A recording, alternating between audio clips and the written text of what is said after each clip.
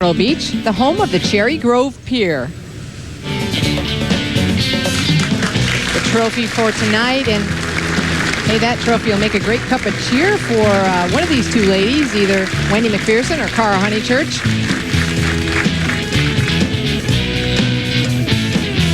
Wendy Macpherson will be first up. Cara Honeychurch chose to make Wendy start.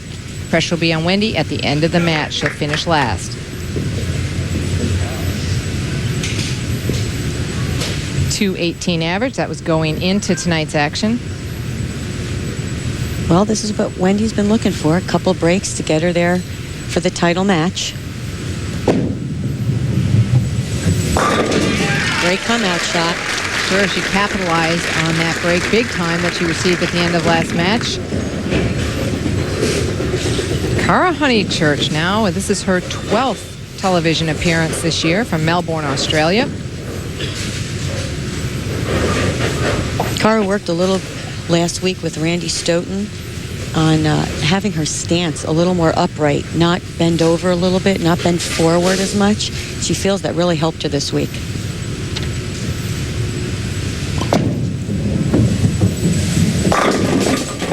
Missing the head pin, though, on that shot. Taking a look. Looks like something distracted her.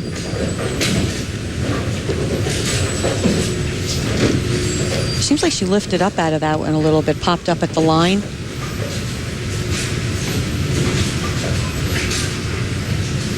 Nearly in the channel. She's taking a little bit of time with this one.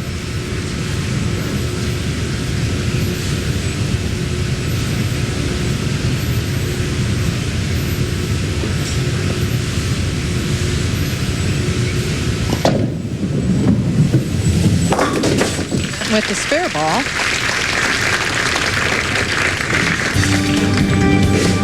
In 17th, Tennille Grijalva, the defending U.S. Open champion. And in 20th, Rachel Perez, one of the best coaches that works out at the Cats booth at the WIBC, so anytime you need help. Michelle Mullen went in, as she was alternate, went in for Carol Giannotti Block because of a knee injury. Janet Piezinski, that's 3 cuts in a row for this newcomer, and a couple other familiar faces. Laura Moriarty back in the finals after breaking her bowling fingers, and Lisa Wagner back after arm surgery. So yeah, nice to see them back. Absolutely. Cara Honeychurch trailing now by 10 pins in the second frame, and this time high, leaving the 4-7. It seems like she overcompensated. It's very, you know, it's a mistake everyone makes. You miss a little bit to the left, and with the next one, you pull it a little bit. So it seems like she got that one a little right. I saw in her practice ball she was really trying to play up that 1-2 board.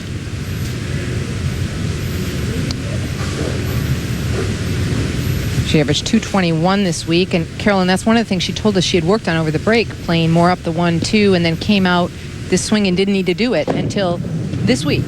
Right. She said, actually, she did the opposite. The first few weeks, she's trying to play up the lane, and she had to move her feet a little bit further right and swing the ball to the left.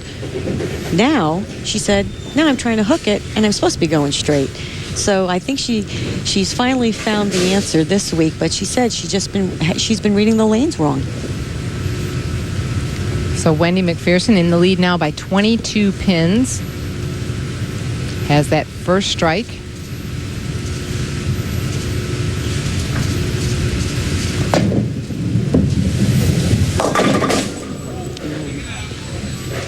Right through the heart, leaving the 4-6-7. Actually, when she let that ball go, I thought it was a pretty good shot. Just jumped right at the end.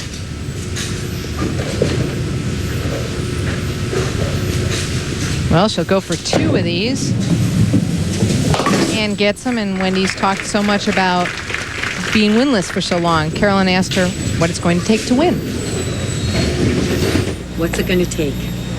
It's going to take bowling a great match, and also a little bit of breaks, a little bit of luck.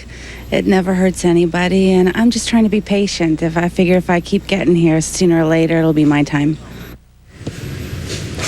One would think, after seeing the last match, that it may be her time. Leanne Barrett with 2 open in the last 2 frames for Wendy to advance. But Wendy having some difficulties in this match. Well, you know, championship match, nerves set in. Also, as we've seen every week on the TV show, the lanes do change a little bit as we're bowling on them. She just went high flush on the last time on that lane. 2-pin this time. Could be experienced a little carry down. Could have just thrown it a little bit hard.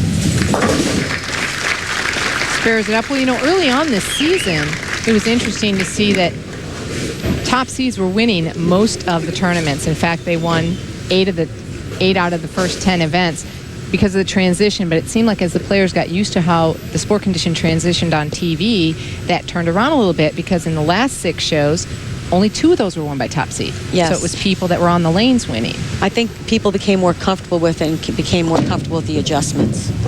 Now, Cara hasn't been so comfortable. No, I'll tell you, in her practice shots, she really did look like she had a pretty good reaction. But, once how they say, once the arrows appear, thought that looked like a better shot, but she still seems like she's popping up a little bit at the line. Now, Cara is very solid at the line. She seems on those last 2 shots, she popped up a little bit, which, the ball, she got the ball to the left and it never rolled up and recovered. Cara had a big average on this TV pair, 236. That was throughout the week, not today, but a big spare for Cara Honeychurch on lane 10. Picks up the washout. Throws her spare ball. Crosses over. Gets them all. Does she like it? I'd say so. I'd agree, and she's quickly up in the 9th frame. And Cara mentioned on TV that she's been expecting them to be the same, and she hasn't been able to. They haven't been the same, and she has to get over that. She had a quick look at the average leaders. She just changed balls to a ball that rolls a little more in the middle part of the lane and hooks a little more on the back. It's a particle ball. And I'm sure she's won. I mean, I don't really know what's occurred. She looked really good in practice, her timing. Now, one thing she has emphasized on is her timing. She's got to get her ball and foot moving at the same time. Well, an open frame, 42 games plus tonight's action, and it all boils down to the next few frames. We'll be right back. Cara Honeychurch now in the lead by 5 because she could strike out for a score of 206. And it's going to be very interesting because Wendy will be ending on her better lane, I believe. Cara, either or. Oh, and almost a 7-10. And the 10s fell very slowly. She was yelling at that one, too.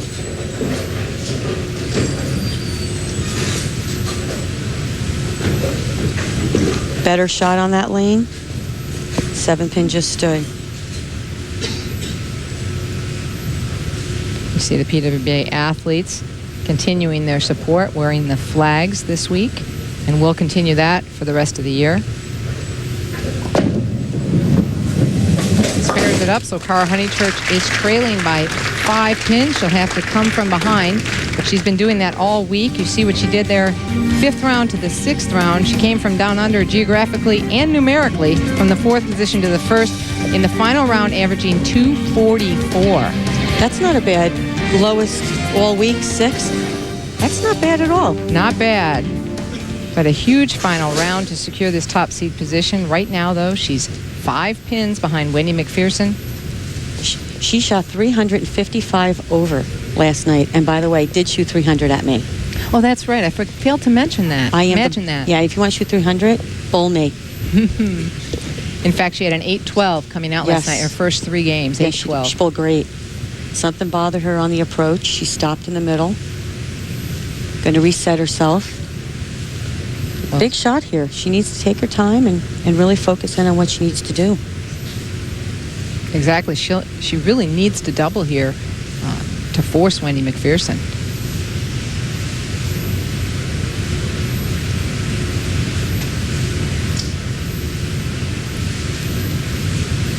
And again, she's been distracted. Yes, something's happening. I don't know if it's the cameraman or somebody behind the curtain.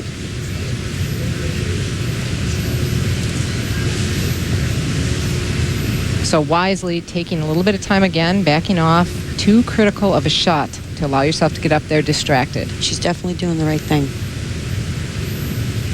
23 appearances. Hard to believe it's only her sophomore year out here on tour.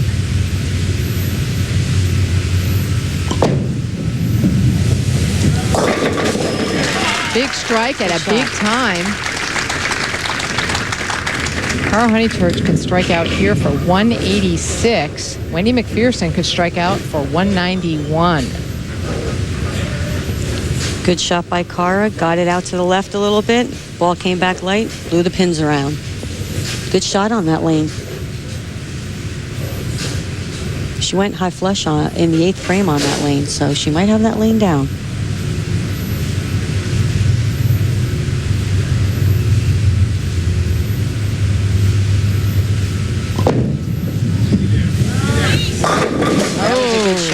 Great shot. Boy, when she needed it, she came through. Hard to believe, Carolyn. She's been lost pretty much most of the match. Absolutely. But the 8th frame, she went high flush, like I said. Light, high flush again. Can't ask for anything better than that. Whatever adjustment she made the right one. So with 6 pins or more here, she'll force Wendy Macpherson to get up and throw a double in the 10th frame for the championship.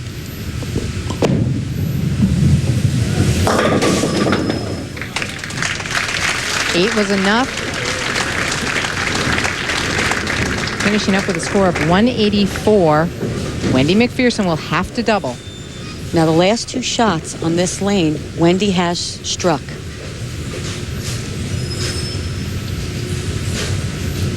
Well then, she's fortunate. She's finishing on this lane. It was Cara Honeychurch's choice. But Wendy will get to finish on, as you said, the lane she just lined up and struck twice on.